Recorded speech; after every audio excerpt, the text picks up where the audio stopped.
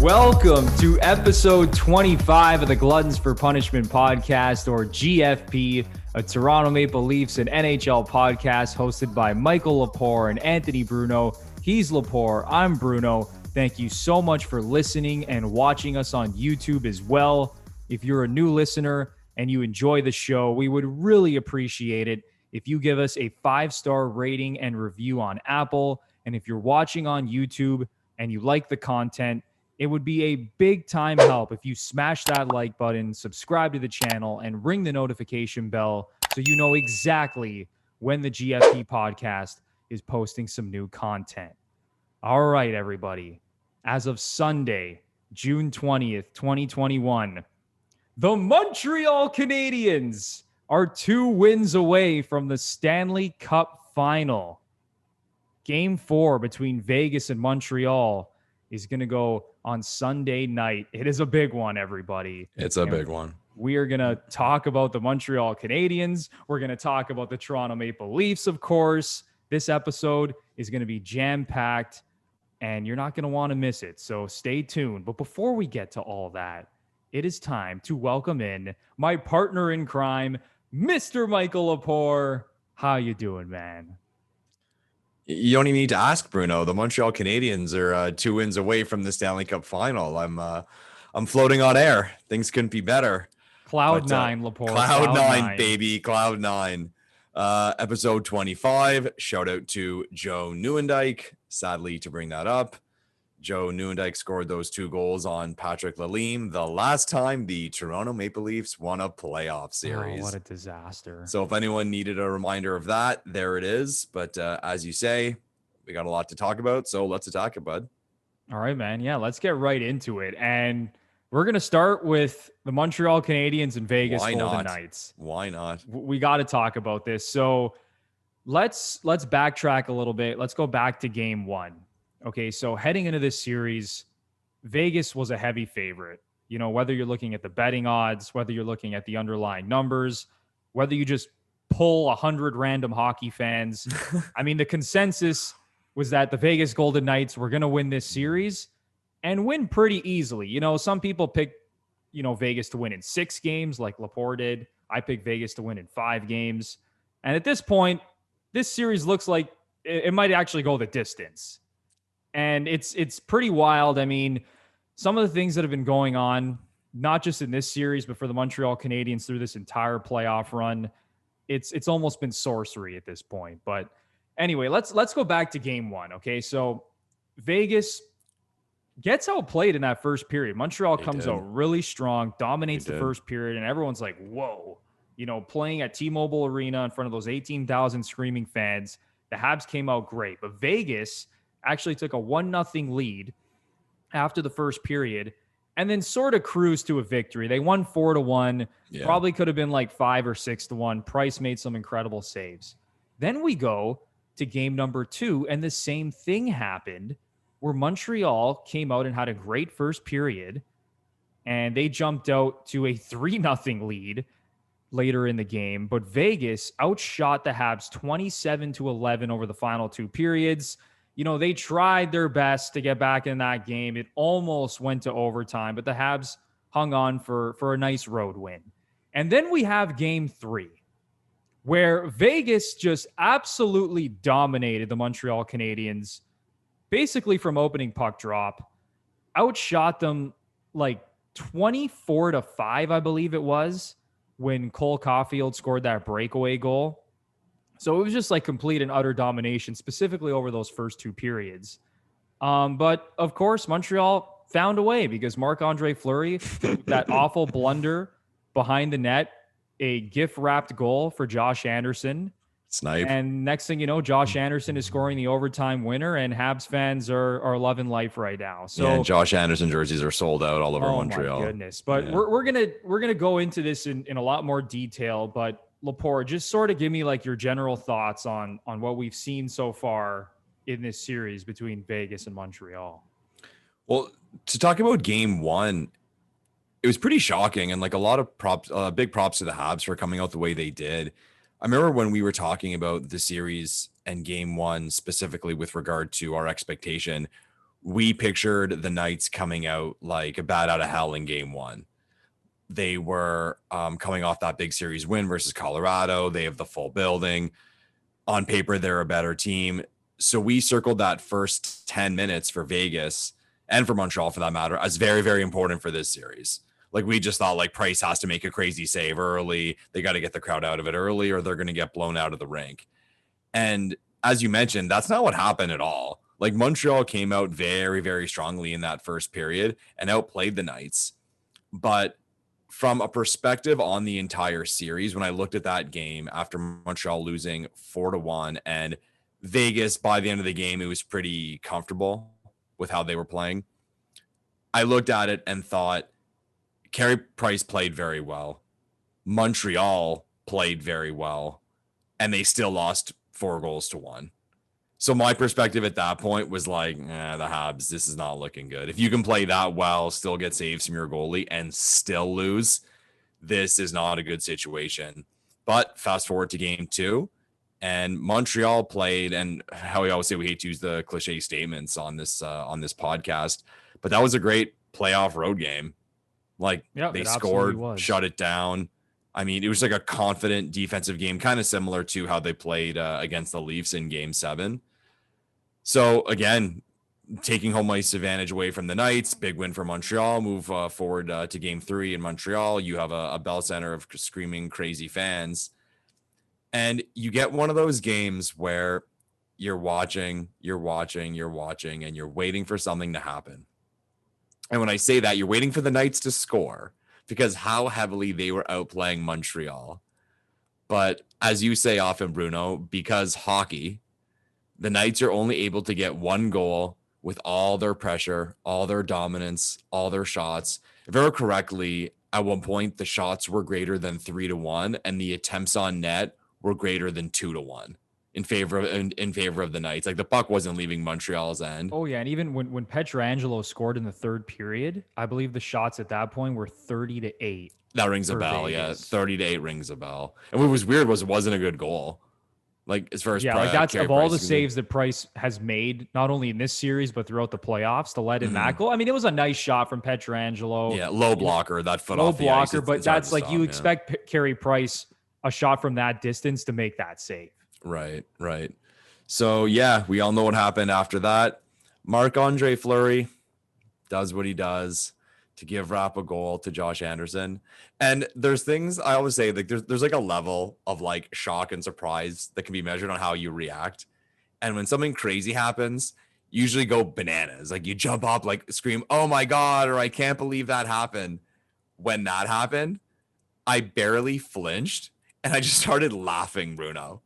Just because, like, it had to be at the Bell Center. It had to be Montreal. It had to be Marc-Andre Fleury, who I'm proud to say I trashed last week on this show. And like, I'm not going to circle like actual bad goaltending on a goal like that, but just fitting how I was saying on this show last week, how like overrated he is as a goalie for this era. You called it, Lepore. I'm nervous, man. I'm nervous for the Knights. Like after that, and we'll get in all that, but gift wraps the goal to Josh Anderson, and then Anderson gets the winner. It was a nice goal how he was able to get it down, and then he got it to, was it Suzuki he was able to get it to, who fed it back to him? Yeah, I think it would. Let me just double check. Oh, no, it was Byron. Oh, yeah, you're right. I'm picturing the celebration now. Yeah, it was Byron. So, yeah, nice play back. And Montreal, just these 2-on-0s, pretty incredible how these 2-on-0s seem to happen in favor of the Montreal Canadiens. God bless them. But here we are. In the I almost said conference final. Here we are in the Stanley Cup semifinal. Habs lead 2-1, 2 games away from the Stanley Cup final. And I couldn't help but think after that game, like, Money Puck always posts on social media that pie that has like the percentages of odds to make like second round, third round, fourth round, win the Stanley Cup. And I think when Montreal was down 3-1, maybe even 2-1 to the Leafs, like, the percentage of like Montreal going deep was like so thin you could barely see it. So it had to be like, I don't know, like 100-1 or something for them to be at the point they're at now. But it's the NHL, man. This is why we watch it. It's not predictable. It's fun. If you're a neutral, this is great. We'll get into later how it feels if you're a Toronto Maple Leafs fan watching this. But here we are, the Habs 2 games away from the Stanley Cup final. How do you feel about it, Bruno? How do I feel, Lepore? Oh, man. There's some things that I probably shouldn't say on this podcast. We're going to get arrested or? Yeah, some bad things would happen. Watch your language. Watch your language, Bruno. But no, I mean, listen, the Habs are 2 wins away from the Stanley Cup final. They're winning games. They're finding ways to win, even when they get outplayed. And that's hockey, right? It's the one sport of the 4 major sports, and maybe you can lump baseball into this as well, where the best team just doesn't always win. And that's just how it is. Like, you can go an entire game, you can get outplayed, and you can still win because of a puck bouncing off someone's skate, of a goalie making a blunder like Marc-Andre Fleury. And you know what? The Habs, throughout this entire playoff run, they've been capitalizing on all those opportunities. They really have. You know, even going back to the Leafs series, those overtime games, right? Galchenyuk, the blind pass into the middle of the ice. The Habs come in on a 2-on-0, game over. Game 6, the Leafs outshoot them 13-2 in overtime. Dermott makes a terrible giveaway. Kotkaniemi comes in, game over, right? Even in the Jets series, it seems like anytime the Habs had an odd man rush or a breakaway or a chance to like put the game away against Winnipeg, they just did. Yeah, it's like we're watching 80s hockey when we're watching Montreal. They're scoring on the rush all the time. Yeah, it's like not all of their goals, but a large majority of their goals are coming off the rush. And they're now 4-0 in overtime. Yeah, we've seen this before. Go back to 1993. Yeah. 10 straight overtime wins for the Montreal Canadiens on their way to the Stanley Cup. Yep. So I mean, it's incredible to see what they've been doing, but man, oh man, they are catching some breaks along the way. And like, you know, you go to that game 3 specifically to get outplayed the way they did, where, like I said, before Cole Caulfield scored the tying goal, I think the shots were honestly almost 5-1. It was like 23-5 or 24-5 when Caulfield scores that goal. And then when Pietrangelo scores the go-ahead goal, it was 30-8, the shots for Vegas. So to play that well and to still lose, I mean, Vegas Golden Knights fans have just got to be extremely frustrated. And I listen, you can make a lot of jokes saying they've only been in the league for like 4 years. It's like settle down there. But I mean, it's crazy. And I look at a quote from Peter DeBoer after game 3. He said, "I loved our game. If we can play like that for the next week, I have a hard time believing that they're going to beat us 2 more times." Yeah, you're so right. Shots fired from Peter DeBoer, but honestly, he's right, because when you're out shooting a team nearly 2-1, and, you know, at certain points during a game, you're out shooting them 3-1, 4-1, almost 5-1. Like, how can you not like your game at that point? Yeah. And you know what? Credit to the Habs. Like, they found a way.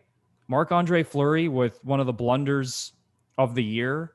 Just, I don't know what the hell he was thinking there, just leaving the puck for Josh Anderson. And let's talk about Josh Anderson for a second. Before scoring 2 goals in game 3, he had 1 goal in 13 playoff games. Who was it against, Bruno? And of course, it was against the Toronto Maple Leafs surprise. in game 1 of the playoffs. Yeah. So Josh Anderson went 12 games without recording a point. Yeah, he doesn't get assists. Leafs. He's one of those guys. He's going to win the Cy Young. Like, yeah, he exactly. doesn't get assists. He's one of the Cy Young contenders, scoring a ton of goals and not setting up anybody. Yeah. So you know what? He had a nice breakout game.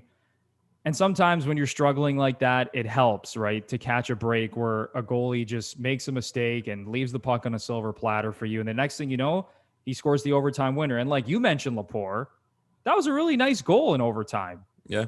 Like, he bats the puck out of midair, gets it over to Paul Byron, you know, the little 2-on-0, and good night, Vegas. So, you know, there's a lot of things we can look at when it comes to some of the breaks that the Habs have caught, even like with Chandler Stevenson going down. So, Lepore, after game 1, I tweeted out, I said, finally, a Montreal Canadiens playoff opponent has escaped game 1 with a win and without losing one of its top centers. Yeah. And the next thing you know, right before game 2, Chandler Stevenson, Vegas's number 1 center, who plays in between Mark Stone and Max Pacioretty, who plays on their first power play unit, was a surprise scratch with an upper body injury before game 2. No one saw it coming. And now it looks like he's probably going to be out.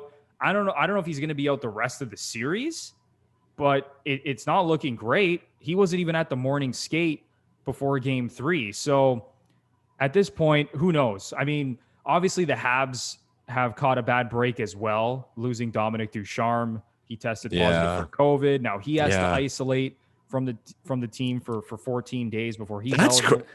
That's crazy how like it didn't spread through the team or trainers. Unbelievable, man. Because then it got me thinking now, thank God this is not a topic, but what would they have done? Oh, that would be a disaster for. Because even now, like we're into like we're gonna be getting into July soon, like with the final. Like they can't just delay and then go into like that would have been a nightmare. The NHL dodged a bullet with that one, big time. Oh yeah, that would have been terrible for the NHL. So I'm glad that it only is Dominic Ducharme. Like crazy. God forbid there was a COVID outbreak in that Montreal Canadiens locker room. That could have been terrible. But I mean, they caught a bad break with Ducharme. At the end of the day, would I rather lose my head coach or my number one center? I'd probably rather lose my head coach in that situation. But besides the point, it's a bad break for both teams, right? But yeah, I mean, my thoughts on the Montreal Canadiens, Michael Lepore, is that it's been a mixture of some really nice breaks, some insane goaltending from Carey Price, who right now through 14 playoff games has a .932 save percentage. Yeah, and it's also been a mix of timely goaltending, some good defensive play, shutting teams down when they take the lead. And that's one thing about the Habs. It's like when they take a lead and they go up by at least a couple of goals, they're very comfortable playing games like that, where they can kind of sit back and play like that tight defensive structure. They don't really try to attack the other way. They kind of play like the Italian national team used to play until this Euro, Lepore, where all of a sudden the Italian national Brazil all of a sudden is playing like Spain in 2010. But that's besides the point. Yeah, but, we'd rather be talking about them right now, to be honest. Yeah, we can do a separate podcast on Italy right now at the Euro. Yeah, but, which we're both loving. Obviously, what I can't help but think with Vegas is like what's going through their minds right now. Like there's some fucking shit going through those guys' minds, and they're playing a lot of mental gymnastics, I'm sure. Like, see when they were showing McPhee, like in the box, like how crazy and angry he was getting. Oh, he was like, so rattled. Like, what do I got to do here? And even like DeBoer, like to his comment, he makes the comment and he makes it seem like he's calm, but he's got to be furious on the inside. Like, I have this lineup, I'm putting them out to play a certain way, and they are playing the way we're hoping to play. We're out shooting a team 3 to 4 to 1, and we lost because of that. And even now, and I'll say it, are you worried about Fleury now? About his mindset, how he's going into game 4? Because you're still on the road. And like that was a historical blunder. Like I said to my wife, like watching the game, like, or after the game, that's one of those things that it happens to a Vegas goalie. But can you imagine Carey Price doing that? Oh, like the media storm, or like Jack, God forbid.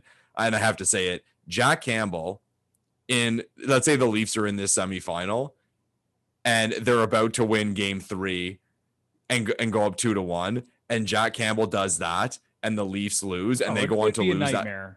We would be talking about that for like 30 years, like about like the fluke behind the net that Jack Campbell like messed up on. And it's almost like, thank God it happened to it, like for the safety of the human and his family. And I mean, I shouldn't say that out loud, but people know what I mean by that. Just like that it happened to like a Vegas goalie, but even from that point, that it's not the same market and it's not going to be this big media storm of shit falling on top of him. I'm a little nervous for him, man. Like, where is his headspace at? Like, people say, oh, they're professionals, but they're still human. Like, at what point, like, is DeBoer now thinking like, I know it's too big of too hot of a take to say they should go to Leonard, but I don't know. Like, no, that's totally in play, Lepore. And another thing that Peter DeBoer said after game 3 in that same press conference that I referenced, he said, you know what? It was tough to overcome that Fleury blunder. Like, he admitted it. He said, I did think that there was some carryover into the overtime because your team plays that well, dominates possession, dominates shots, gets all those scoring chances, and then the game flips on its head on one stupid blunder with less than 2 minutes to go in the third period. He admitted it. He said it did carry over into overtime, and he said it was difficult for us to overcome that. And you know what? I like the honesty there. You know, you could say he's making excuses like, oh, they still got to dig deep and find a way to win. Of course, they have to still reset and find a way, you know, to win that game in overtime. And credit to Montreal for scoring that OT winner, Josh Anderson. But you know what? There was some carryover there because I'm sure that room was thinking, what the hell, man? We played that well and the game is now tied on a stupid mistake like that. Like in that locker room between the third period and overtime. It's so awkward. Must have been stunned. Like just totally stunned. Everyone in that locker room, from the players, the coaches, the training staff. And bringing up, you know, the Robin Lehner thing, Lepore, a lot of people forget last year, Marc-Andre Fleury lost his job to Robin Lehner. Yeah, Robin Lehner, the tweet with the sword in the back, that whole thing. Yeah, Fleury's agent. Well, I'm forgetting the name of his agent right now, but he tweeted out that picture of the Peter DeBoer sword going right through the back of Marc-Andre Fleury. It was actually like one of the craziest, funniest things I've seen on hockey Twitter in a long time. But, you know, Fleury's agent was saying like DeBoer, you know, he backstabbed Fleury. Fleury should have been their guy. Why the hell did they go to Lehner? But honestly, down the stretch last season, Lehner was the better goalie. And he's a very capable goalie. Robin Lehner's a solid netminder. So I wouldn't be surprised one bit. Like, listen, I think Fleury's going to start game 4. I mean, I haven't seen the latest reports. Maybe something's going on now that I haven't checked out, but I would assume Fleury's going to play. But you know what, Lepore? That leash is going to be very, very short. Yeah. Big time. Because we're not talking about, you know, going to a backup goalie who's like unproven and maybe they're going to be a little bit worried about. Like Robin Lehner led them to the conference finals last year. Like this is a guy that has around like a 920 career save percentage. Like he's not some schleb goalie. So I think it's very much in play, man, that Lehner sees some action in this series at some point if Fleury, you know, continues to struggle. Yeah, it would be hilarious. I just kind of popped in my head the Seattle situation with the expansion draft. Hey, you can only protect one goalie. What happens there? Because I mean, if Fleury gets exposed and picked up by Seattle, it happens again. Oh, can you imagine? I mean, well, you can protect. The rules are it's 4 forwards, 4D. And what is it? One goalie, regardless of how you go. Like, yeah, is there a way you can, regardless whether you're going like the 7-3-1 or the 4-4-1 or whatever it is. So you can't, no matter what, you can't protect two goalies. So either Lehner or Fleury's exposed. That's something, because people forget too with that. Like, we're on this topic now, but like Vegas at the time and Seattle now, you don't have to build a team. You can take 8 goalies. And then now those goalies are assets, and then you can trade them. So like they're in that boardroom galaxy braining what exactly they're going to do. So like say they expose Lehner, like Lehner's not a bad piece to have as something you can trade at all. Like, so that'll be interesting to see how that goes. It'll be fun. But Fleury getting exposed again and then picked up by Seattle will be the greatest thing ever. Oh my God. Like hockey Twitter would just be all over that. Future Hall of Famer, Marc-Andre Fleury. Getting exposed again, man. Oh, Lepore, you would love that. Oh, you would be doing victory laps. Okay. They'll bring him out first again, and everyone will cheer for him because he's such a nice guy. Yeah. I'm sure all his teammates care about how nice of a guy he is right now after that blunder. Can you imagine the tension in that locker room? Because things want to be said. Like, these guys are human. You have A-type personalities. There's a lot of testosterone in an NHL locker room. Like, I'm sure no one had the balls to fully come out and say something to Fleury, and it's a bad idea because he already is in a low spot. You don't want to make him feel even worse before he goes out there. But I'm sure that was dangling by a thread, man, that someone wants to just snap. Like, look what you just did. Like, 100%. And even after the game we played, oh my God. And even going into game 4, man, like some of those players have got to be thinking like, oh my God, I hope this doesn't carry over to the next game with Fleury. Like, is he not there mentally? Like, is he not going to be as sharp? Like, you never know, man. Like, if I'm a Vegas Golden Knights player at this point, like I'm a little bit concerned, honestly, because I know that Vegas is probably going to come out the rest of this series and they're not going to dominate completely like they did in game 3, but you would have to imagine that they're going to control most of the play throughout the rest of this series. And it very well might come down to goaltending at this point. Who's gonna stand on his head and make that save when it matters? Is it gonna be Marc-Andre Fleury or Carey Price? And right now, based on the way Carey Price is playing, I have a hell of a lot more confidence in him stealing a game than I do Marc-Andre Fleury. Yeah. So to put a cap on this, like I'll ask you, Bruno, I love asking these questions. Here we are going into game 4, 2-1 Montreal. Someone puts the briefcase of $1 million in front of you and says, if you pick the winner correctly in this series, who do you pick? I'm still going with Vegas. Still going Vegas. And call me crazy. I know Montreal just needs 2 more wins, but just go look at the Vegas lines right now. The Golden Knights are still a -165 favorite to win this series. I know it's probably more of a coin flip at this point, but they have home ice advantage. They've controlled the play in most of this series. Like even looking at just the total, I have it here. So the shot total in this series, Vegas is out shooting Montreal 106-79. Okay. They have outchanced them just in terms of scoring chances, 86-72. High danger scoring chances are actually even right now. But yeah. So like when you just look at like the underlying numbers, you look at the betting market, you look at the fact that Vegas has home ice advantage. I'm still leaning Vegas, Lepore. How about you? I think it's going 7. We were talking about the series last week, and I think I said Tampa in 7, and I could see like an overtime game 7, something historic that we'll all remember. I kind of feel that way about this series now too. Like as you mentioned, I originally picked Vegas in 6, but I just think we're gonna have a long series, man. Because I think it gets to a point when, like, we talk about things going a team's way, and I don't care who you're a fan of, like Habs fan, not neutral, whatever. Like a lot of things are going Montreal's way, but I'm old school in the way that I believe that you start to believe in yourself and you start to believe things are going to happen for you, and that's what happens when these underdogs go on these long runs. And I think that's where Montreal is at right now. That whatever is happening, whatever is working to get them wins, they believe in it and they're comfortable. And when you get to that point too, when you're trailing, you're not rattled. When you're up, you're calm, because let's face it, like you're surprising even yourself with how well you're doing. So like you're kind of just okay with whatever situation you're in. So I think Montreal, like as this goes forward, is getting more and more scary. If I had to pick right now, I'd say Knights in 7. I think would be my pick. I'd still have to take the Knights just because when you're out chancing and out shooting a team this bad, like, come on. Like eventually they have to start going in. And even like how we always talk about things evening out. Like you said, Price has what, a 9-3-2? Like to keep that going, like, I mean, if anyone can do it, it's him.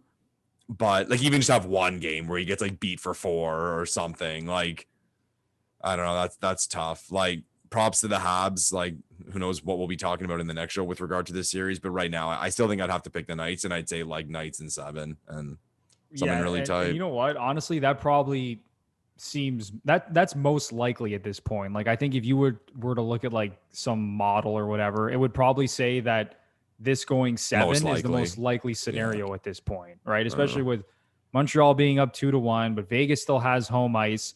So honestly, yeah, at this point, I would not be surprised one bit if this thing goes 7 and back to T-Mobile Arena in a do or die game for both teams. And that would be just incredible theater. Yeah. I will be sitting there with my popcorn watching that game. Maybe we'll do a live stream for that one. That'd be fun. Oh, Lepore. We'll compete against. I love it. Well, we'll compete against Steve Dangle because he's doing the Habs games now. Let's do it, man. GFP live stream for Knights Habs game 7. But to the point, like I said before, what you just said, okay, going into T-Mobile Arena for a game 7, that crowd, all the pressure. Typically, I would say, oh man, like Vegas is going to blow their opponent out of the rink. But with the way this Montreal teams play and like their style and the situations they've been in, how they've been able to pull through, I wouldn't put it past Montreal just to play that perfect score early, sit back, structure game. Just like they did in game 7 against the Leafs, right? And like the most boring game ever, and they pull out a win. So. And that's exactly what they're going to do. Like, if I'm Peter DeBoer and this thing goes to game 7, I'm literally just watching that Leafs Habs game 7 like a hawk and studying everything they did, because you have to imagine they would come in with the identical game plan to beat Vegas on home ice in a potential game 7. But Yeah, I mean, this series, it looks like it's going to go the distance and it should be awesome. And we're going to cover it the rest of the way. But now, Lepore, let's turn our attention back to the team that we unfortunately talk about every week and that we cover, the Toronto Maple Leafs. I'm sorry, I'm not familiar with that name. Oh, man. Lepore, I still wake up randomly thinking, how the hell did this happen? How did this happen to me? How the hell did this happen?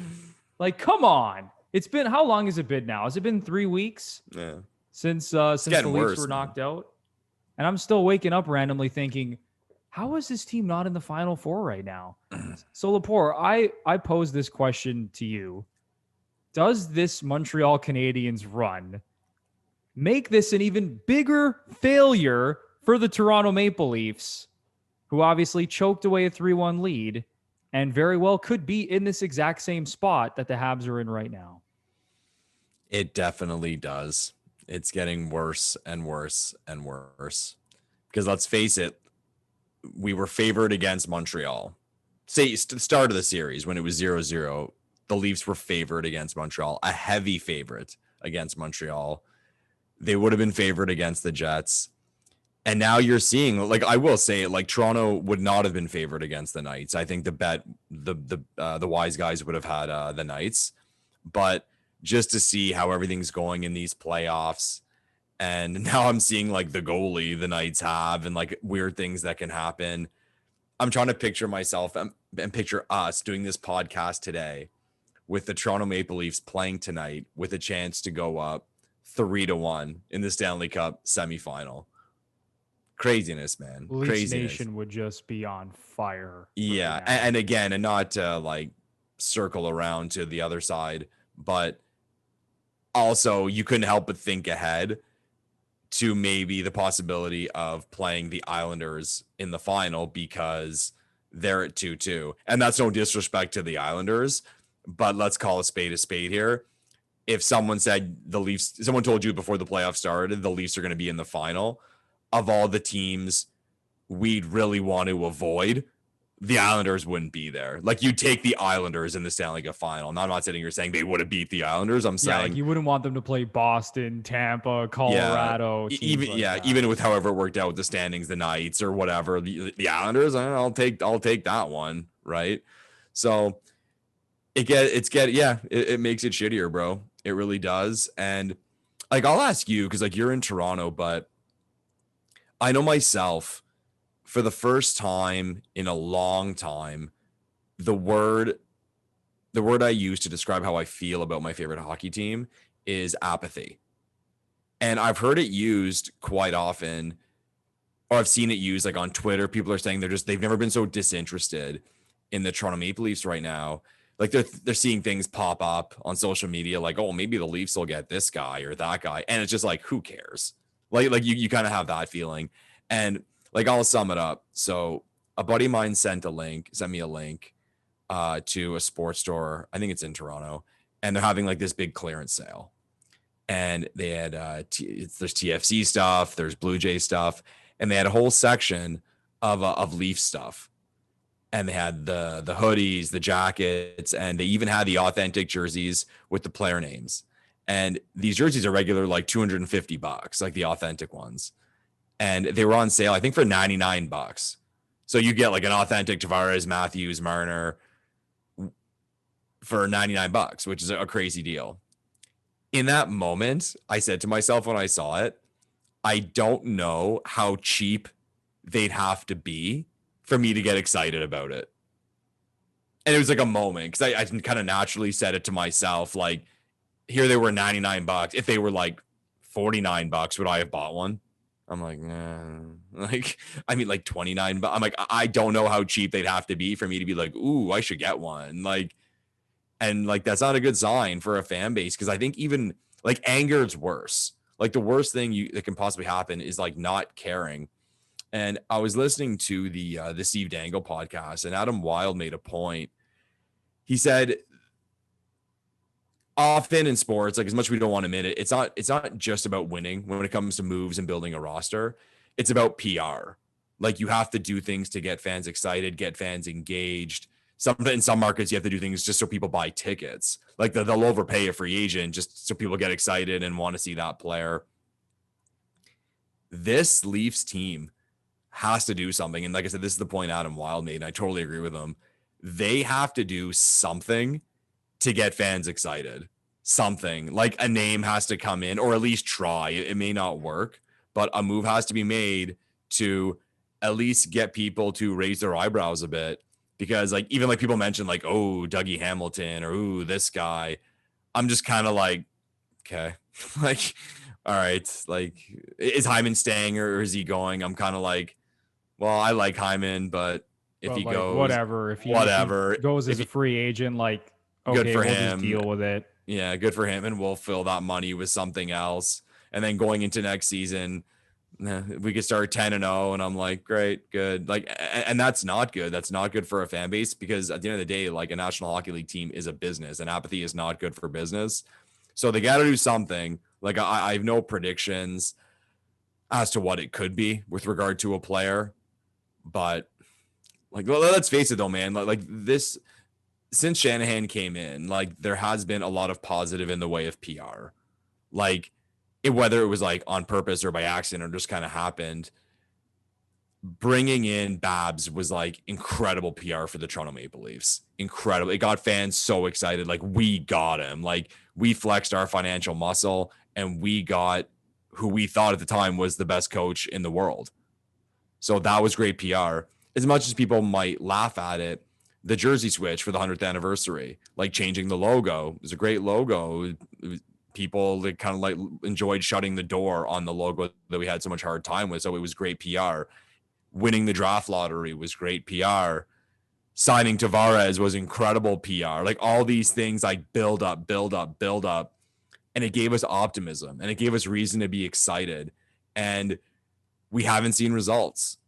And we can point to excuses. And I've pointed to the past with the losses to the Bruins and even Columbus last year, how they weren't as big of kicks to the nuts as people maybe thought they were, because it was still a young team. But as we've used the word very often on this show, the loss to Montreal was embarrassing.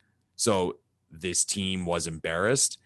And I think this fan base is embarrassed right now. I saw someone post the other day, like a random fan saying, is anyone else kind of hesitating to put on a Leaf swag lately? Like, you know, you throw on your Leafs cap before you go out. And like, it's sad to say, and it sucks to say, but like, yeah, you're like, yeah, almost kind of like, fuck them. Like, I will say it. Like, I kind of have that attitude right now. And I'm sure a lot of fans do. So they got to do something. I don't know what it is. They got to do something. But like, to circle around to what this original question was as to whether it makes it harder and harder and harder to see Montreal go deep in the playoffs, it does, because this team could have been there. They could have been there. And I'm sure people are flipping out and saying like, well, of course they could have been there, but no, this team was the first place team in the division. They were heavily favored against Montreal. They would have been heavily favored against a Jets team who we found out had a ton of injuries. And now a Vegas team that we're seeing is vulnerable. So actually, well, now I shouldn't say that, because we wouldn't have played Vegas, right? We would have played, is it the Islanders? We may have, well, because Vegas would have been the 1 seed. I think the Leafs would have been the 2 seed. That's why I think we would have got the Islanders. And then it would have been, Tampa. So it would have been Leafs Tampa in the semifinals, because the Islanders would have been the 4th. They were the 4th seed in the East Division. Okay. So I think they were the lowest seed left, and they would have played Vegas. Okay. Either way, we're seeing Islanders 2-2 with them. So we're seeing like teams are fighting with them. So either way, even if we were down in a third round, it doesn't really matter. Just seeing this Habs run does make it worse. And chirp us all you want, Habs fans. I'm sure you're happy to hear this, that your success is making us more and more miserable every day. But heck, that's fandom. So enjoy it. I mean, here we are. How do you feel, Bruno? Yeah, you know what, Lepore, you brought up a lot of great points, and I think you speak for most of the Leafs Nation. I really do, because I think a lot of people are just, you know, thinking about what could have been and thinking about how embarrassing that loss was. And, you know, kind of that, you know, what you brought up there, I think people are like, fuck them. Yeah. Like, fuck this team. Like, I put my blood, sweat, and tears into cheering for this team, supporting this team, watching all their games throughout the season, buying into all the hype, like you mentioned, all those great PR moves. And you know what? A lot of those moves were good moves, right? At the end of the day. But, you know, you're along for the ride for all these great moments, and you think the Leafs are entering almost like this golden generation where you Oh have yeah. all these young studs that they drafted. Matthews, Marner, Nylander, and even Riley, who obviously was drafted a little bit before those guys.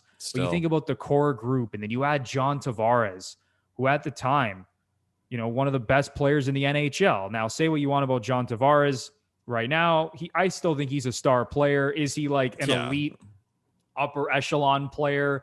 You know, with some of the other, you know, like McKinnon and Kucherov and McDavid. Like, he's not as good as those guys, but John Tavares is still a damn good player. He's a very good player on every team in the league. Exactly. And you add him to the core that was in place. How can this fail? How could this possibly go wrong? Yeah. And then you know, you even add in the fact that Sheldon Keefe comes in, replaces Kyle Dubas, and the Leafs have been really good under Sheldon Keefe. Just in terms of like their record, looking at the underlying numbers, the way that they sort of changed their style of play a little bit. They came a more defensively minded team this season, had one of their best seasons on the defensive side of the puck, and it still went wrong.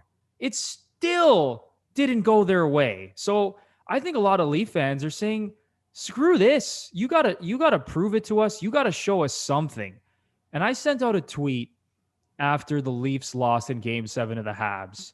And I was half joking, but I said this team could go 82-0 next season and not give up a single goal, and no one would give a shit. No, you're right. Until they win a playoff series. We'd be scared. That would make us more scared. Yeah, that would, man. exactly. Leafs Nation would be even more terrified if they won the President's Trophy and were that dominant, and then had to play like, you know, some hard-nosed, grinded out defensive team in the first round of the playoffs. Like, Leafs Nation would be legit horrified by that.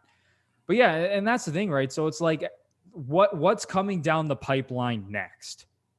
Because, you know, saying all this, Lepore, listen, Leaf fans are Leaf fans. They love hockey. They love this team. They're going to be back next season. You know, for Game 1, fans are going to find it within themselves to be excited. But I do at the same time agree with literally everything you said, where I think something has to happen to get Leaf fans to that next level, to make them feel excited and optimistic again. And whether it is Dougie Hamilton, you know, or whether it's another player we're not thinking of, whether it's trading Mitch Marner or one of these other guys from the core four who are making all this money, do they have to do something like that to shake things up? But yeah, I think Leaf fans are going to be disappointed if this team comes back with, you know, the same core guys in place. They don't really make they don't make a big splash, and they just kind of tweak some things on the fringes of the roster. I think fans are going to be disappointed if there isn't like a moment to kind of rally behind, whether it's, like I said, signing a free agent or making a big trade. So I think Leafs Nation is sitting tight right now and waiting for this management team to make something happen. See, I think it's safe to say that, I mean, we're going through it. Like, when your team loses as a favorite, you go through a lot of emotions, but one of them for sure was anger. Like, I'm angry at my team right now. I'm angry at management. I'm angry at the players. And what I'm hoping for is, I'm hoping that the players come back pissed off, and I'm hoping that management is pissed off. So what goes with that emotion, Bruno, is I think the move that has to be made is a move that shows that they're pissed off. And I think it has to be the type of player that plays pissed off. Like Dougie Hamilton, I will say it. I look at our D, and of course, if like the right deal could be made, I would want Dougie Hamilton. But I'm kind of going backwards on like how I always claim to view hockey. But what would make me more excited would be, and I'm almost shocked his name hasn't come up, something like Brandon Saad. Because if I'm remembering correctly, he's a free agent. So it's a player like that you don't have to like break the bank to get. He's effective, character guy. And it sounds weird bringing it up now because he's still playing. But I was certain last summer, it was in my head that the Leafs were going to get Corey Perry. Because a story that doesn't get talked about enough is that when Corey Perry signed his deal with the Ducks, he came out full blown, and this is when the Leafs were trash, and said he considered Toronto. And he didn't have to say that. It came out. He said in an interview, I considered Toronto. I considered going back to play for the Leafs, blah, blah, blah, blah, blah. And he's a free agent. So a Corey Perry, a Brandon Saad, that type of player. The Leafs, at the end of the day, and it's easy to make this take after you see them lose, and it's easy to make a take on a team that's still in the playoffs. But I will say it, if someone asked me what the Leafs' identity as a team is, I wouldn't really know exactly what to say. And I think that's a problem. Like, you look at these teams, and I will say, even as much as we're saying, a lot's going Montreal's way, the Montreal Canadiens have an identity. Absolutely. Like, even if you challenge it and saying, well, you shouldn't just build around a goalie, and, they have a lot of guys who are like just pretty much average and they play a certain way. That's an identity. We know who they are. When you play them, you know what you're going to get. When you see the Islanders, anyone going to question their identity? Look at Tampa. High flying, all the skill in the world. They're going to bury you with all their talent. It's an identity. Vegas, balance. They come at you in waves. They play fast. That's an identity. What I'd say about Toronto is, like, we're really skilled, but kind of vulnerable in some areas. And there's that thing in me that's like, we don't really have, like, even if we were winning series, I'd still kind of feel that way. So, like, we laugh when people say, like, oh, everyone becomes like a hard expert or a character expert.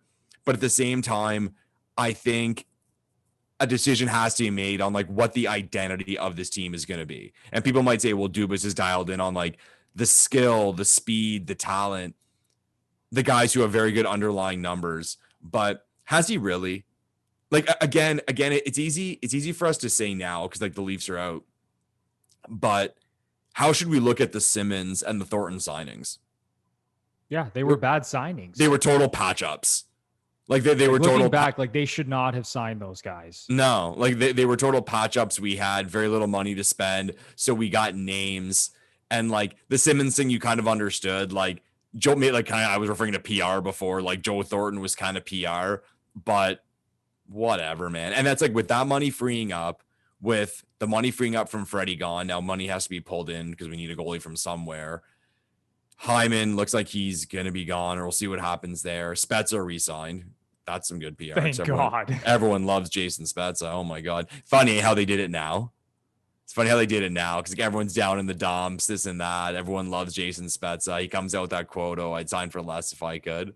But just, yeah, it's like certain types of players can be brought in. And, like, I'm not sitting here saying, like, I want the Leafs to be like a rough and tumble, like, lunch pail gang that, like, beats everyone up.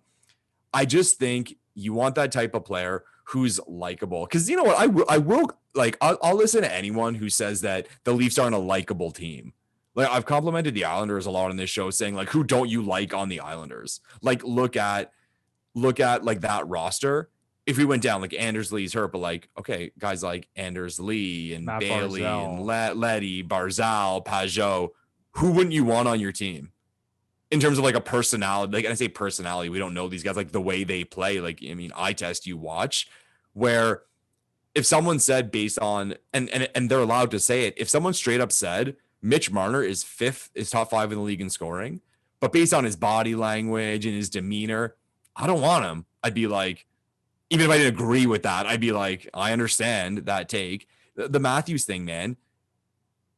And I will say this, it was not a good look to be with Bieber at the fight the other day. If someone pointed to that and said, you know what, man, he shouldn't be doing that, I don't necessarily agree with that. I can see, you know what, the season's over. He can do whatever he wants. Yeah, like I don't mind him going. I don't judge that himself. But if someone gave me the take of, like, you know, like, I think he shouldn't be in public just yet after an embarrassing loss like that, I would listen to that take. Like, I think everyone loves John Tavares and his demeanor, and, like I mentioned, Spezza, but the Leafs have a lot of that. So I think we need more of the type of guys that you can just watch with your eyes and say, I appreciate the way that guy plays, and he's a likable guy. He's almost like a likable style. Because even too, like, we're old school too, like, in that we live in Canada, so people, that silky smooth talented guy, people are always gonna think they're soft or they're arrogant or whatever. So I think for Leafs fans, PR wise, and I'm not saying even specifically to myself, I'm saying it's more like the fan base in general. Something has to be done, like, to get Leafs fans excited. And I think it's like that kind of player or players, You know I what? should say. I love the point you brought up about identity, because I think about the last two playoff series the Leafs have played. And everyone, when you think about the Toronto Maple Leafs, the first thing you think of is Austin Matthews and Mitch Marner, and they score a lot of goals. Even though I do agree with you, Lepore, that the identity right now, it's really a little murky, because it's like, okay, I think you said before, what was Simmons and Thornton? It was like, yeah, it's like, you're like trying commit too to hard. something at this point. Yeah. Like, my point here that I'm trying to make is that you go look back at those last two playoff series against Columbus and Montreal. What was the issue? It wasn't defense. It wasn't goaltending. It was the Leafs' inability to score, and specifically to score in high leverage situations. Sorry, but you know what I would say? And I also think this is kind of like a lazy take, but in those two situations, I would agree with it. If someone said to me, Columbus and Montreal wanted it more, I'd be like, okay.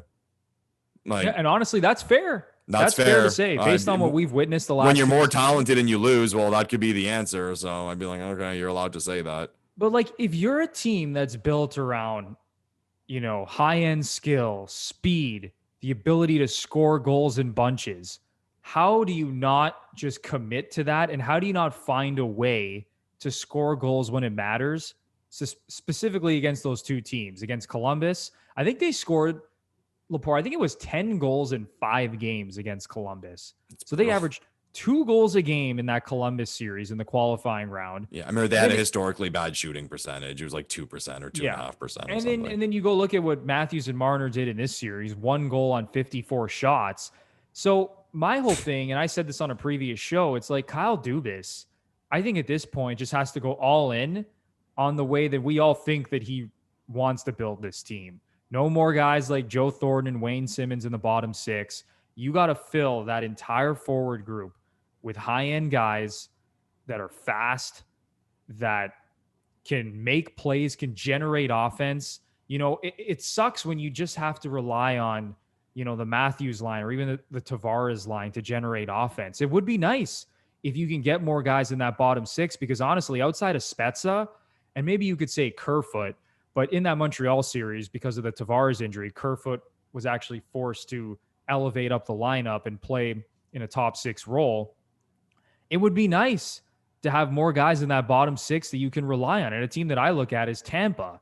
And listen, I know Tampa has guys like Pat Maroon and Barclay Goodrow, and they have, some of that grit and sandpaper, whatever you want to call it. But at the end of the day, that team has an identity, right? And it's led by Nikita Kucherov, Braden Point, Steven Stamkos, and Victor Hedman. And even when I look at like Kucherov and Point, they're not much bigger than Mitch Marner. So earth to everyone who says that Mitch Marner's like too small and he needs to find a way to bulk up and become stronger and find that edge. Like, Nikita Kucherov and Braden Point aren't big guys. I think there was a stat. I remember seeing a list last year of, it was like a guess the team thing. And it was Tampa's like top like 5 or 10 scorers in the playoffs. Or so it was just a team's top 5 or top 10 scorers in the playoffs. And only one guy was over 6 feet. And the answer was it was Tampa. Like they were, and the guy who was over 6 feet was Hedman. Yeah. Just showing. So like the size thing's bullshit. Like they're not a big team. They're just fast and they score. It's complete bullshit. You just gotta play with that edge and you gotta want it. And I know it's kind of like very cliche to say that, like, oh, you gotta want it more than the other team. But honestly, based on what I've seen, you do. You really do. And especially based on what we've seen over these last 2 playoff series against Columbus and against Montreal, there's been times in both of those series where it's like, can someone just step up and just take this game? Be angry. Play angry. Play with an edge and just do something to put your team over the top. Like, I was just waiting for Matthews or Marner to just take one of those games over against Montreal. Just create something out of nowhere. Let your skill take over. Dig a puck out of the corner, cut in front of the net, snipe one top shelf. Make a play. Somebody make a fucking play. That's what I was waiting for, right? And that's what's been so frustrating about this team the last 2 years, is that they've been one of the highest scoring teams in the regular season. A lot of people view them as one of the highest octane offenses, but the offense is what's let them down. Yeah, but which is so ironic and weird. Which is so incredibly frustrating. So this offseason, I think Kyle Dubas is just going to go all in on his philosophy, Lepore. I think he's just going to fill that bottom six, try to even upgrade the top six, and just go all in on speed, skill, and goal scoring. I really do, because at that point, that's what the identity of the core is. And I think you just have to stick to that and go with that and see how far that can take you, instead of trying to tinker and be like, well, our top six is great, but in the bottom six, we're going to have Thornton and Simmons and guys that can't skate. It's man, I don't think people realize how different this lineup's going to look, because you have the big four. It looks like Hyman's going to leave, or he very well may leave. If we lose a forward, the way the roster is currently built, if we lost a forward to the expansion draft, it'd most likely be Kerfoot. So my mindset's been, well, why wouldn't we trade Kerfoot before then? Because he's an asset. We'll get something for him, and then force them to pick someone lower in the lineup, forward wise, or maybe take Dermott or something. Because like we mentioned, Spezza re-signed, but Simmons is gone. Like Thornton's gone. Robertson might be in the lineup next year. Who knows? Like Galchenyuk, I don't want him in the lineup next year, because I think that's almost like a sign of weakness. Like unless there's like a league min, he's like the 13th forward thing, maybe. Then you look at the D, I guess the D is pretty well going to be the same, but we'll see what happens if like maybe Liljegren can step in, or if we lose Dermott. But the lineup's going to look different. But like I'll say one name, and this is such a Leafs fan thing, but this is our podcast. We can do whatever the hell we want. I'm going to say one name, and you give me a yes or no explanation as to whether you would want this guy on the team. And I say his name not because of I think what he would actually bring on the ice, but more what he would bring off the ice and maybe occasionally on the ice. You ready for it? I'm ready. Bring it on. Zdeno Chara. Ooh, yes. Why the hell not? You take him? Why not? Because, I mean, he's not... How much did he sign for in Washington? He'd be like $1 million now. Like he was. Yeah. Let me go double check his contract. And at least the whole thing, like people were quick to make fun of the Leafs of these guys they brought in, saying that these guys have never won.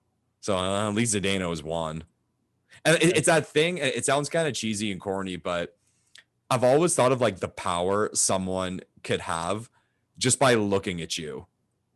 Like if you're goofing around, like in school, like that teacher who like all they have to do is like look at you and you get the message, or that little like tap on the shoulder and look, and the message is sent and you're going to get dialed in. To me, the ultimate has always been like, I've thought of Mark Messier with that. Like imagine you're in the locker room. Mess just has to like give you those eyes and like I better straighten the fuck up. Like I could see Chara as that guy. And again, like it sounds cheesy and whatever, but that's what the Leafs need right now. They need that guy just to be like, hey, Mitch. And that's it. And walk away. Yeah. That's it. And Lepore, he signed for $1.5 million. I was going to say like $1.5 million. Yeah. Is I was going to say somewhere between Washington. 1 and 2. Yeah. But even now. I agree, because like even thinking about like Nick Foligno, like I thought he could have been that guy, but it's tough, right? Because he's too nice. The whole Foligno thing looking back was like cheesy, and like the whole thing with his dad and like enough. Fair, but I'm just thinking about from the standpoint of like the amount of respect that he commands. Yeah, I hear you. From around the NHL, right? Like everyone knows like Nick Foligno's the real deal, like a solid dude, incredible leader. Like you go ask anyone on that Blue Jackets team, the leader that he is, like they speak glowingly about him. But I thought, it's a tough situation for him, right? Because he comes in at the trade deadline. Like, it's not like you're joining the team in the offseason. You get training camp and all that, and you get to bond with your team. Like, you're kind of just dropped into the situation. And even though I thought that he could have provided, like, some elements of that, then he gets injured and he's in and out of the lineup, right? So that didn't work out. But, yeah, even, like, getting certain guys like that could actually play – like, because, like, I don't want to keep beating a dead horse with, like, Joe Thornton, Wayne Simmons, but man, oh, man. Like, yeah, that was excruciating sometimes, man. Like, oh, my God. And, like, certain things, again, like Leafs Nation, had this season not gone well, regular season-wise, can you imagine the shit those two would have taken, especially Thornton, just because, like, the name and brand he brings? That would have been horrible for him if this team was losing games. Oh, yeah. If the Leafs, let's say, like barely made the playoffs or God forbid, finished like 5th in the Canadian division this year. Yeah, no, it wouldn't have been good for Joe. I'm waiting. I'm pretty sure those are going to be the next like 70% off at Scotiabank Arena jerseys, like the Joe Thornton. Like, oh yeah, you might be able to pick those up for $30. Yeah, that's like I said before. At what price would I get excited? Yeah, $30. It's $30 Joe Thornton jersey. Sign me up for. It's the ODR jersey, the Leafs Joe Thornton jersey. But yeah, it's gonna be different. It's gonna be something to see what they do this offseason. And they got to get fans excited. I mean, it's gonna be great that it looks like we're gonna be able to go back in the buildings now, but they have to show something, like just patching things up and kind of the same thing rolling out again is not going to get people to cheer this team with the way they have in the past. So like I said before, apathy is not good. And that's where we're at, man. That's where we're at. Yeah. Couldn't agree more. But Lepore, before we close out this podcast real quick, let's have a conversation about the Leafs, obviously, because that's what we always talk about on this podcast. But specifically, has it ever been this bad for Leaf fans, Lepore? In a way, I don't think it has. Like, a season I always point to is the season after the Kessel deal, because we traded away our first round pick and they had a terrible start to the season. I think they started 0-7. So here we were watching this team be total trash, and the season was over in 2 or 3 weeks because we were so bad, and it wasn't even as if we could get excited that we're going to draft high because we had traded away our first round pick. Like, that was a bad season as a fan. It sucked, and there wasn't a whole lot even to like, okay, we're bad, but it looks like we're building for the future. No, like, we signed guys like Beauchemin and Commissaric, and that's when I think that was Phaneuf's first full real season. And like I said, adding Kessel. So that was kind of like, I'm not going to say like a go for it year, but the plan was to be competitive. Like that was the plan, and it failed. But like, that was a bad one.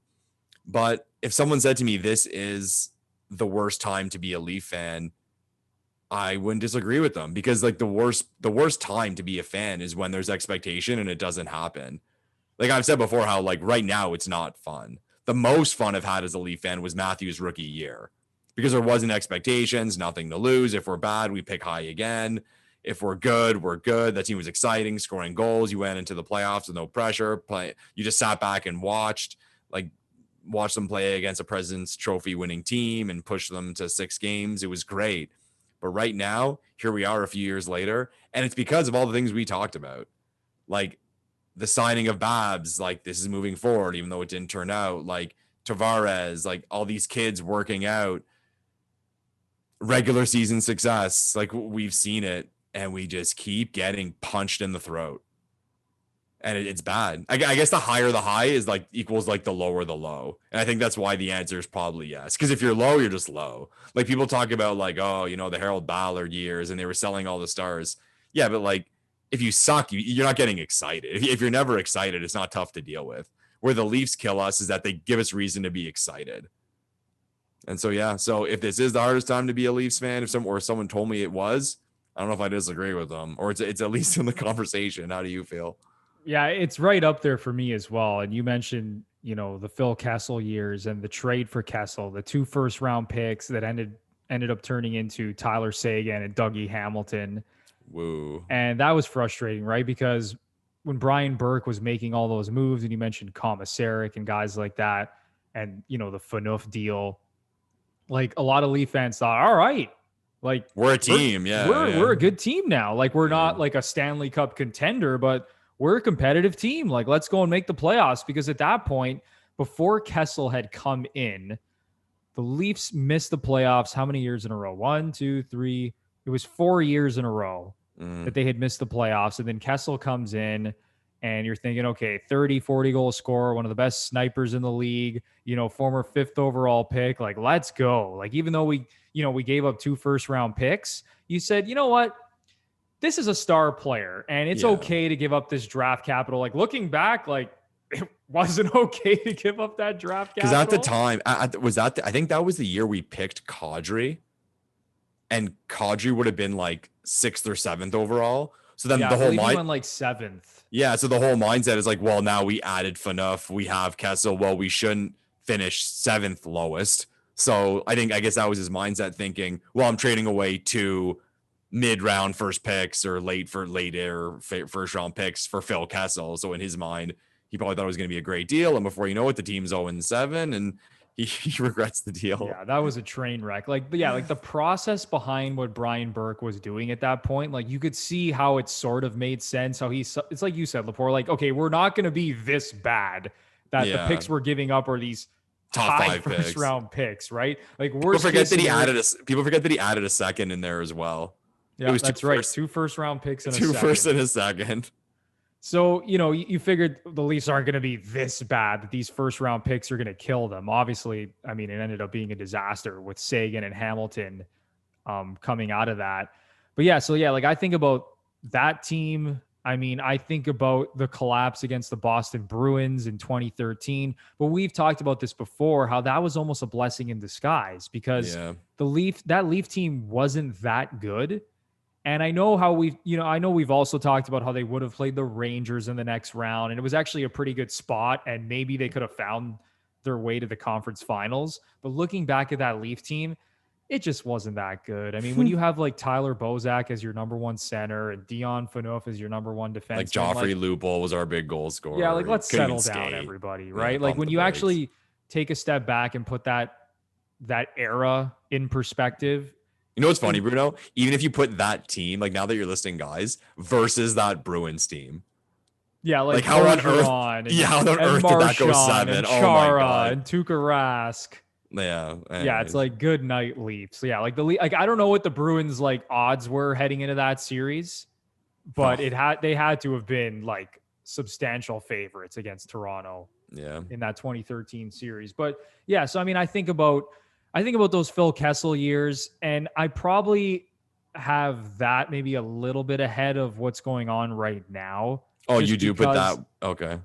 Like it's specifically like that, you know, the beginning of the Kessel era when the Leafs traded away those 2 first round picks. I have that a little bit ahead of what's happening now, just because this team is still good. Yeah, we have stuff. Yeah. Let's all I think at the end of the day, we have to all sort of like simmer down a little bit, because this is still a good hockey team. This is still a team that I think everyone would agree is probably going to make the playoffs next season. I know it's a difficult division. You're going to have Tampa and Florida and Boston and this Montreal team. Who the hell knows how good they're going to be next season? But the division is going to be difficult, but I think most people are still expecting the Leafs to be a playoff team. So that's why I kind of take a deep breath and I say, okay, you know what? Let's all chill out, because this is still a good team. The core is still in place. Yes, do tough decisions need to be made when it comes to Zach Hyman, when it comes to potentially making a big trade. But this team is still built to win in the immediate future. The window is still open. They need to continue to make smart, optimal decisions to surround this core with the right pieces to make a run. But the core is in place, and this is a team that is still good enough. I really think they're still good enough if they make the right moves. Should I say Stanley Cup? To compete for the Stanley Cup, to be a Stanley Cup contender, which we thought they were this season. Well, yeah. So that's how I feel about that, Lepore. Or that's what you're telling your therapist, right? Yeah, exactly. Exactly. That's more accurate. Yeah. But we should have Collins Toronto Maple Leafs therapy sessions. That'd be a segment on the show. Lepore, any final thoughts before we wrap this thing up? I'm just looking forward to the game tonight, seeing what Montreal can pull out. We'll see how they find a way to win tonight, because I don't know. I'm out of ideas as to how they can do it, but they're gonna find some way to do it. And we got 2 series now that have like a lot to talk about, like that Islanders Lightning series. Who's to guess anything? Like what's going to happen now? Like I'm still going to lean Tampa because of who they are and they have home ice. And then the Knights Montreal series. I mean, you have a 2-1 series lead for Montreal, but as we talked about, Vegas is outplaying them. So you can bet that way too. Like there's a lot to watch, and it's going to unfold. And I think it's going to be two series where like narratives are going to be created based on the result, which is always kind of sad, as backwards as that sounds, where it should be created on like the actual process. But I'm going to have fun sitting back, watching, being a neutral, not really cheering for anyone. So. All right, man. Yeah, and that's what makes it so exciting right now is that both of these Final Four series are essentially a coin flip. Yeah. You know, even though like I agree with you, Lepore, I still think Tampa and Vegas are going to find a way, but they're essentially coin flips at this point. 2-2 with Tampa and the Islanders. Vegas has a 2-1 lead, but they have home ice and they've been outplaying Montreal throughout most of the series. So it's going to be exciting. I mean, either way, I wouldn't be surprised. Like if we get a Islanders Habs Cup final, like would you be surprised at this point? I guess you can't say you would be. Like you have one series of 2-2, one at 2-1, so you can't say you would be. It's such a like again like things we talk about.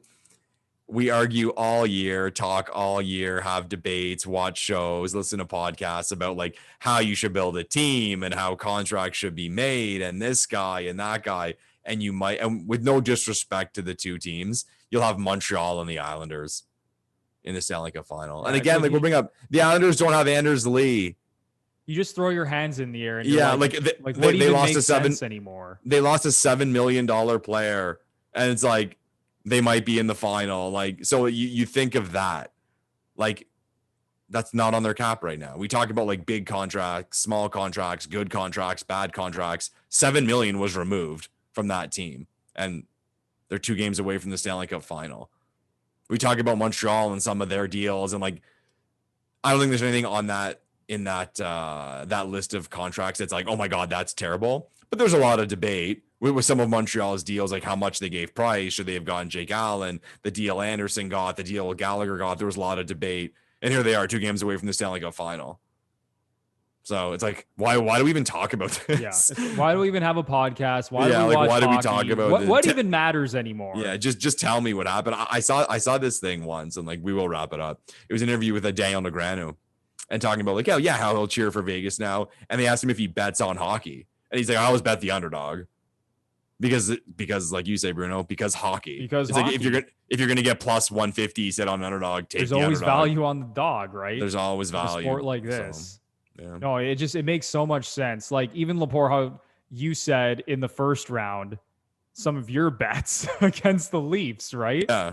Like because it's hockey. Sometimes it's just a coin flip.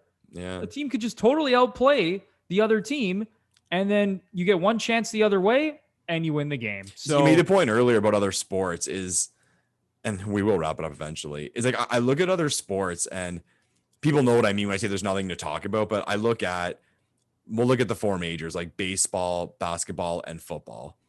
I always say with those sports, you see the result, there's nothing really to talk about, because in basketball, you made the shots or you didn't. There's no like, wow, we dominated possession and we got unlucky. No, the other team scored more baskets than you did. In baseball, it's moments where, okay, a home run was hit or a big strikeout, a big double play, but still there's nothing really to talk about. That happened. Like that was the sport. Football, there is bounces and some fortune in football, but to that point, it happened. It's just there are results that equal something. Hockey is to me the only real sport where you can say like it's cruel. Like hockey is cruel. And that Vegas game the other night is a perfect example where like you can just completely dominate an opponent and just lose. Like say like in football, if you're dominating, you're putting up points. So like one bad mistake won't totally screw you. Like in baseball, while domination means like smashing the ball out of the park, that's it. Basketball domination means like you're running up the score. So a single bad moment can't screw you. Whereas in hockey, you can have the puck all the time. You can create the scoring chances all the time.